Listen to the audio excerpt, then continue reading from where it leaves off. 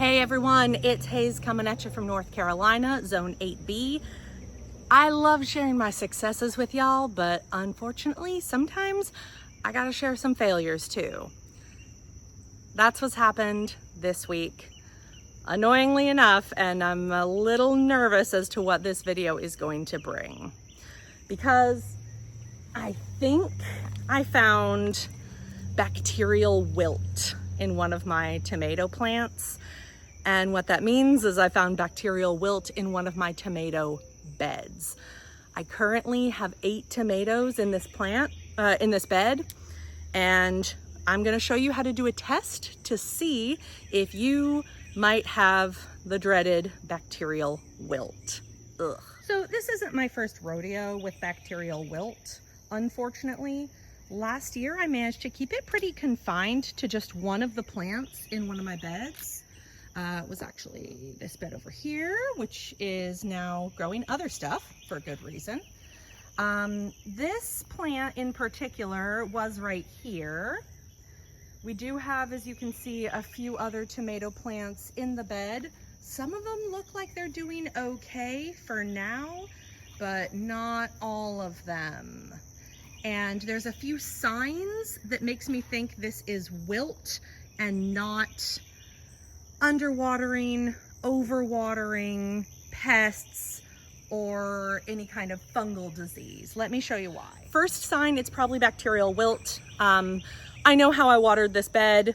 All the other plants in it are thriving. The tomatoes that aren't completely dying are doing great. That means it's almost certainly not an overwatering or underwatering issue.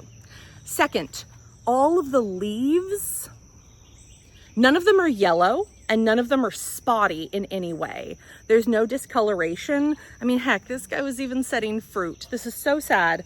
Third, you can see there's a lot of nodules along the stem. That's not necessarily a sign of wilt, but it's definitely not a sign.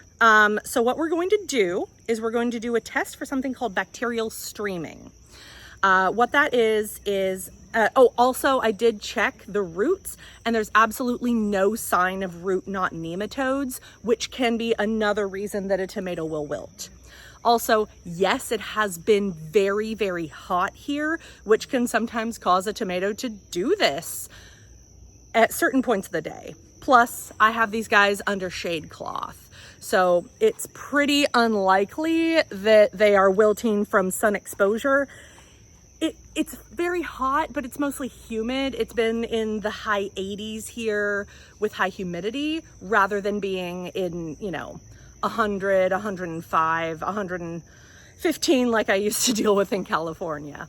So I don't think it's heat. I don't think it's sun. I don't think it's nematodes because I checked.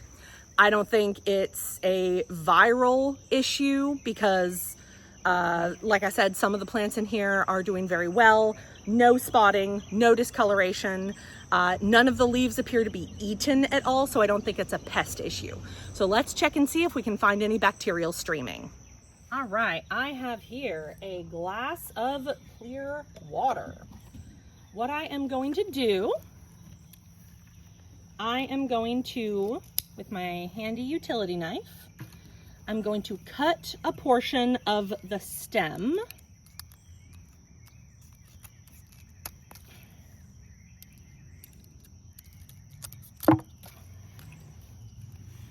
And now, see, I can already guess because I can see some discoloration around the sides of the stem.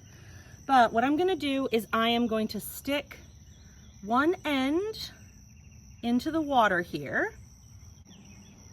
All right, using a clip to secure this in here. There we go.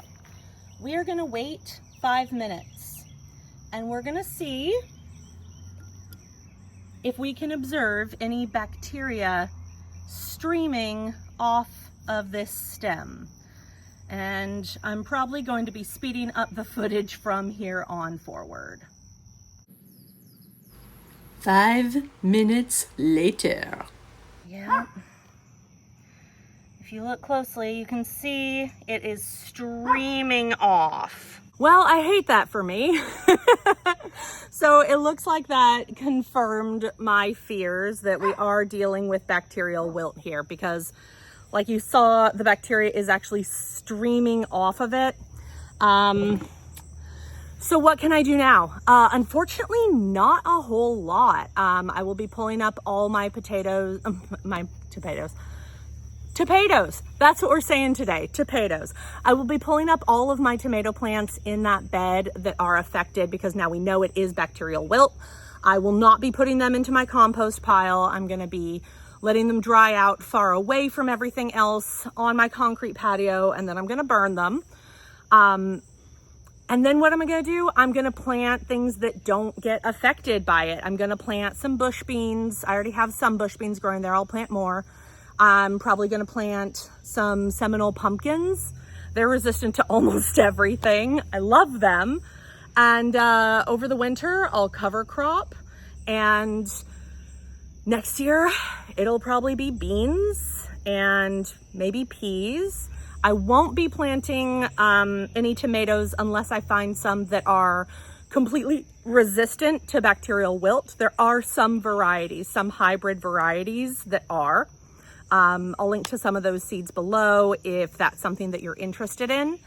I'm probably just gonna focus on the fact that I have a lot of beds that have some very, very healthy tomatoes growing in them. Here's a little montage of some very healthy tomato plants. Hello, gorgeous. Full archway of tomatoes. They have almost met in the middle. Where do you think you're going? Not much farther up. Woolly Kate, more like Woolly Great. Can't wait to eat those. Beautiful among the beans. You would never betray me with bacterial wilt, would you, darlings? No, I didn't think so. You're too busy trying to go into the sky. So not a super uplifting ending to that one. Unfortunately, I've got it, the wilt.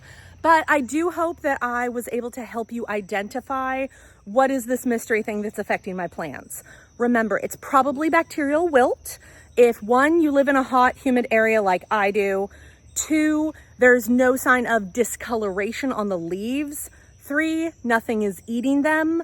4, it's affecting multiple tomatoes of the same variety. And 5, you can always do that test that I did where you submerge, wow, what just bit my eyelid? Where you submerge one end in a clear glass of water for about 5 minutes to see if it streams. Then pull those plants out and don't plant non-resistant tomatoes there for a few years, unfortunately. Some say 10 years, I've seen 3. We'll let you know what we find out. Until then, I have been Hayes. Thanks for coming to my garden.